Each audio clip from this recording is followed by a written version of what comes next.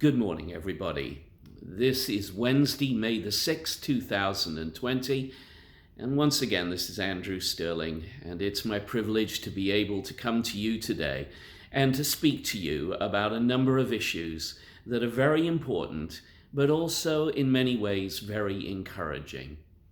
During this time of isolation, it has been so difficult for everybody. And I know that all of us are looking for some good news on the horizon, something that is going to brighten our day and make our lives feel, in a sense, more special. I think Mother's Day is a good day to do that, as we celebrate Christian Family Sunday and Mother's Day, a wonderful opportunity to recognize the importance of home and the influence of family on our lives. And if there's any time in our history recently when being with family has been more intense than now, I don't know when it has been, it's a time to recognize mothers. And I hope that this Sunday you will join us. I called it last week Make Your Mother Proud Day, and I hope that when you actually come and watch the service or listen to it on the radio, you will dress up a little bit that day. Maybe have a bit of cake, put on a cup of tea or coffee, and have a time when you are sort of virtually with your mothers. But it's also a time when we still worship God in a profound way. And we'll have very special music on Sunday. Brittany King will be back to sing a new piece that has just been brought out this week. A family from our church, a talented musical family, the Brooks family, will be with mother and father and children providing glorious music. You're going to love what they're going to do. There'll be a special minute message or a children's message by Nupur for young families. And there'll be a special message by me on the importance of family and love and what constitutes, in a sense, a real family bond. So please join us.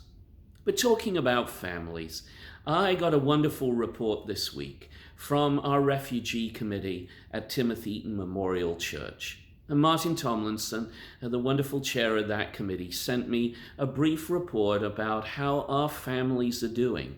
And I want to share this with you as a point of inspiration to let you know that the church isn't closed during these days. The building is closed, but the work of the church continues. And I thank the volunteers on the refugee committee who are doing this. Let me just read you a note or two about the different families that we sponsor.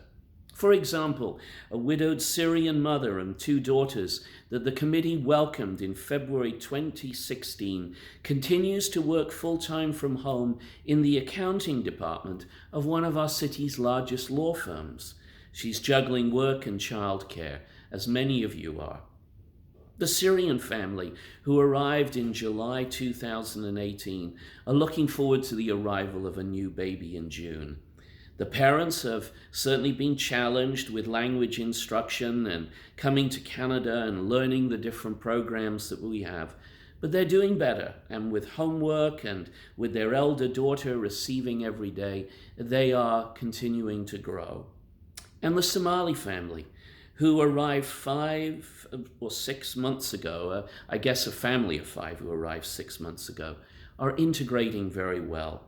The father's working part-time at a grocery store during the pandemic until school or work opportunities more in line with his interests and abilities become possible.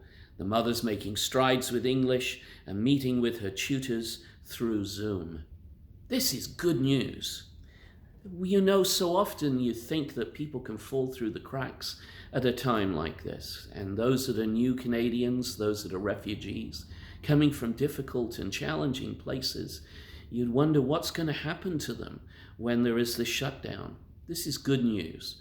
And I thank our refugee committee for their work and Martin for his report. Let's continue to pray and support for that important work. But I'm also getting a lot of questions. Dr. Stirling, what's the church going to do going forward? When are we going to open up? Well, we don't know the answer to those things, but we can certainly do some planning in preparation for it. In the short term, we continue to provide our programs, the Alpha program coming up. We have different ways in which we connect with Zoom. We have refugees. We have the food bank is still gathering and meeting a need. And our worship services continue. And we're going to continue with the format that we've got now for quite a while, because we know that it is meeting needs and coming into your lives with the good news of the gospel of Jesus Christ. But we're also looking medium term. We're making plans already. Should the building be able to open up? How do we have proper PPE? How do we create safe distancing in the sanctuary? How do we look after you, the worshippers? And how do we look after the staff and make sure they're secure? So we actually have some concrete plans in place. We've actually bought some equipment that'll make it possible for us, when the opening occurs, to be able to do it in a gradual way. But here's our commitment to you. We will not do anything that would jeopardize the health and the safety of our staff or you, the worshippers. Be assured, when we do something, we'll do it with that in mind. But we're also looking long range. We know that the church can actually have a very vital role in the society that emerges post-COVID. Life will change for people. Office work will change. Commuting will change. Schools will change. I've been talking this week to a leading academic about how we plan and how we strategize for different schedules and different curriculum going forward. It's not easy. Even within seminaries, it's not easy to know where things go. But nevertheless, we have a future, and we will have a future. And next year, Timothy Memorial Church will initiate a long-range plan to see how we can, in fact, serve our community, continue to be a center for worship, to be a place of excellence, and a safe place for people to gather. So don't worry, we are looking to the future as well as to the present. In the meantime, thank you for your support. Thank you for your financial support. Thank you for your prayers. We need them. We're still doing burials.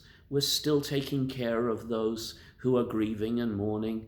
We've lost another member beloved to us this past week, and we continue to do that. And I love to hear from you. Our staff love to hear from you. So please continue with your emails. They encourage us. We can't see you, so we need to hear from you, and we appreciate that. So have a wonderful Mother's Day. Have a great week ahead. And most of all, I pray God will continue to protect us all. Thanks for letting me have a moment with you. God bless.